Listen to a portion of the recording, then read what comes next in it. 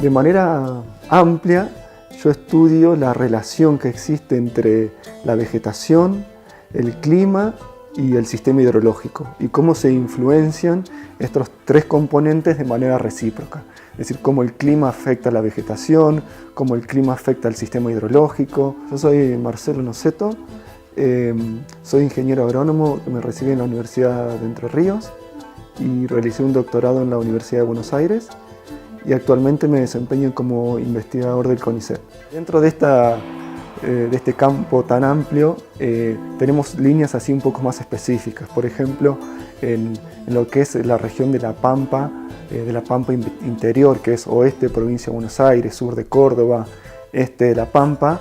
En esa región estamos estudiando, por ejemplo, cómo los cambios en el uso del suelo, por ejemplo, el reemplazo de sistemas de pastura, sistemas mixtos agrícolas ganaderos, por sistemas puramente agrícolas basados en soja, pueden afectar los niveles freáticos, cómo pueden afectar la frecuencia con que se inunda la región, la intensidad que tienen esas inundaciones y también cómo a través del manejo agrícola podríamos llegar a tratar de minimizar esos riesgos de inundación o esa severidad en las inundaciones.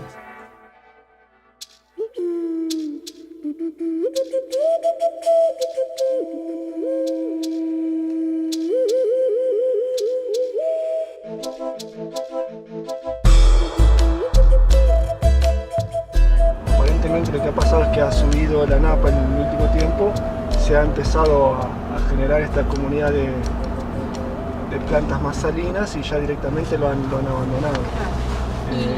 Que es posiblemente lo que esté pasando en otras zonas bajas de acá, de esta parte de la cuenca, que con los ascensos de napa se generan problemas de salinidad, van invadiendo otras plantas y ya mucha agricultura no se puede hacer. Muy interesante lo que viene, ¿no? Lo que viene después de que se produce el parche salino. Sí, cómo evoluciona la vegetación luego de que cambia rotundamente lo que era el ambiente. Antes era un ambiente productivo, ahora es un ambiente con napas muy cercanas a la superficie, anegamiento y salinidad. Mucha sal.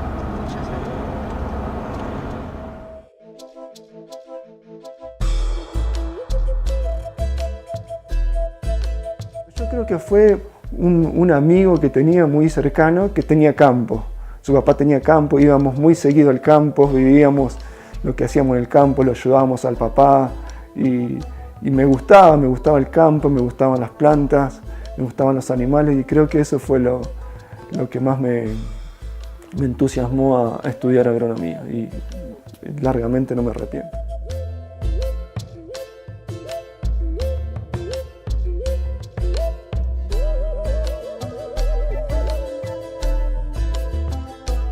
lo que encontramos es que hay un rol, la vegetación tiene cierta influencia en la posibilidad y los riesgos de inundación.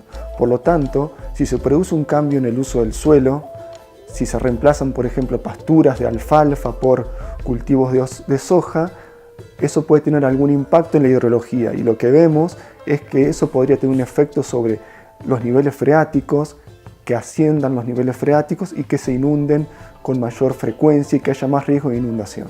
Lo que pasa con el agua es que el agua conecta el paisaje. Entonces, si las decisiones que se toman en un predio pueden afectar también a predios vecinos, tanto decisiones positivas como decisiones negativas. Los efectos de lo que uno hace en su establecimiento trasciende ese establecimiento y puede afectar a establecimientos vecinos. Entonces, esto es lo que da el agua, esa conexión, y por lo tanto se necesitaría decisiones coordinadas que tengan en cuenta el paisaje o toda la cuenca para tener un efecto más importante sobre el sistema hidrológico. Las decisiones lo que tienen que buscar para este problema en particular, que es el ascenso de Napa y las inundaciones, favorecer las salidas como evapotranspiración, es decir, como evaporación del suelo y principalmente como transpiración de la vegetación.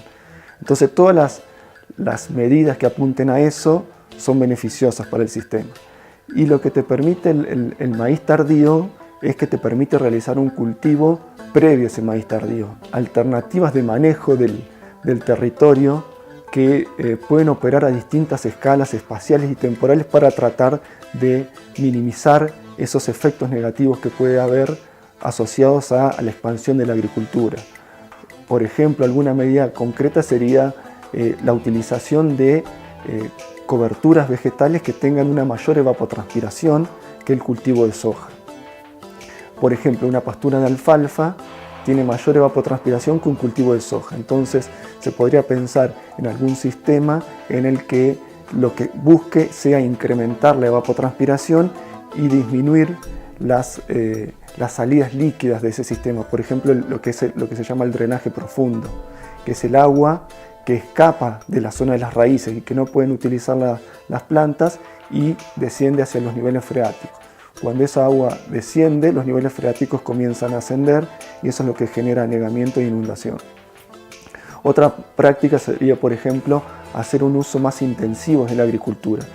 En lugar de hacer soja continua todos los años, se podría pensar en una rotación, por ejemplo, que incluya un cultivo de invierno, por ejemplo, trigo, que incluya maíz o que incluya lo que se denominan cultivos de cobertura, que se hacen durante el invierno para cubrir el suelo y favorecer una mayor transpiración de la vegetación.